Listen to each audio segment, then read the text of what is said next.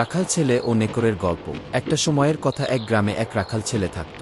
তার নাম ছিল রবিন। সে ছিল মাত্র 12 বছরের, কিন্তু গ্রামের সমস্ত ভেড়া চড়ানোর দায়িত্ব ছিল তার উপর। সকালে সূর্য ওঠার সাথে সাথে রবিন বাঁশি হাতে ভেড়াগুলোকে নিয়ে বেরিয়ে যেত সবুজ পাহাড়ের ঢালুতে। রবিন খুব হাসিখুশি ছেলে ছিল, কিন্তু সারাদিন একা পাহাড়ে বসে বসে ভেড়া পাহারা দেওয়া তার বিরক্ত লাগত।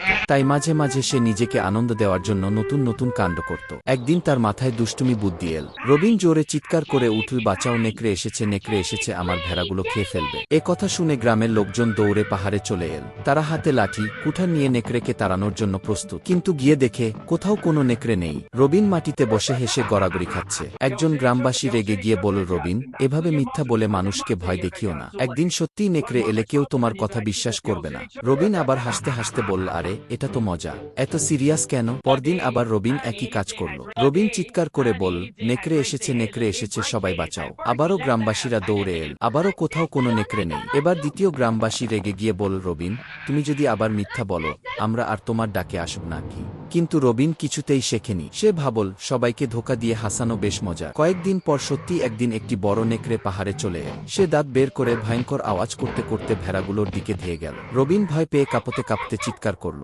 বাঁচাও, বাঁচাও, নেকড়ে এসেছে। এবার সত্যিই নেকড়ে এসেছে, কিন্তু গ্রামবাসীরা ভাবল রবিন আবার মজা করছে। কেউ আর পাহাড়ের দিকে গেল না। নেকড়ে কয়েকটা ভেড়া ধরে নিয়ে গেল। রবিন কাঁদতে কাঁদতে গ্রামে ফিরে এল। রবিন কাঁদতে কাঁদতে বলল, আমি এবার সত্যিই ডাকছিলাম, তোমরা কেন এলে না? তৃতীয় গ্রামবাসী দুঃখ করে বলল, রবিন, আমরা তোমাকে অনেকবার সতর্ক করেছিলাম, বারবার মিথ্যা বললে মানুষ তোমার কথা বিশ্বাস করবে না। এখন বুঝলে মিথ্যার ফল কি? সেদিন থেকে রবিন আর কখনো মিথ্যা বলেনি। সে শিখল, সত্য কথা বলাই সবচেয়ে বড় গুণ। মিথ্যা বারবার বললে সত্য কথাও মানুষ বিশ্বাস করে না। তাই সবসময় সত্য কথা বলো।